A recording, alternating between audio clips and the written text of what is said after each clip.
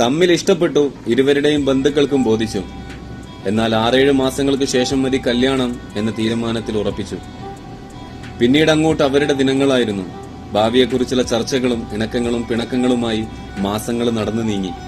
എന്നാൽ മനസ്സും ശരീരവും കല്യാണത്തോടടുത്തപ്പോഴാണ് അവൾ അവനോട് മനസ്സ് തുറക്കുന്നത്. എനിക്കൊരു കാമുകനുണ്ടെന്നും നിങ്ങൾ ഇതിൽ നിന്നും പിന്മാറണമെന്നുമായിരുന്നു അവളുടെ വാക്കുകൾ. അത് മാത്രമല്ല, നിങ്ങളുടെ ഇഷ്ടക്കുറവുകൾ കാരണം കൊണ്ടാണ് ഈ ബന്ധത്തിൽ നിന്നും പിന്മാറുന്നത് എന്നായിരിക്കണം ലോകം അറിയേണ്ടത്. അല്ലാത്ത പക്ഷം അത് അവളുടെ ഫ്യൂച്ചറിനെ ബാധിക്കും.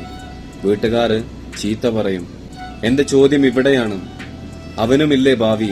മാസങ്ങളോളം ഉറപ്പിച്ചിട്ട ബന്ധത്തിൽ നിന്നും പിന്മാറുമ്പം അതാരുടെ കുറവ് കൊണ്ടാണെന്ന ചോദ്യം അവനിലും ബാധകമല്ലേ? മറ്റൊരു കല്യാണത്തിന്റെ അന്വേഷണത്തിനും അത് സാരമായി ബാധിക്കില്ലേ?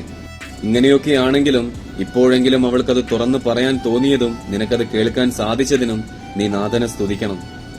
കാരണം മനസ്സിൽ കാമുകനെ പ്രതിഷ്ഠിച്ച് ഭർത്താവിനോടൊത്തുള്ള ജീവിതം ചിന്തകൾക്കും അപ്പുറമാണ്. നിന്റെ വിധികളിൽ എഴുതപ്പെട്ടത് അവളെ കണ്ടുമുട്ടുക എന്നത് മാത്രമാണ്. നിന്റെ മഹറിന് അവകാശി മറ്റൊരുവളായിരിക്കണം.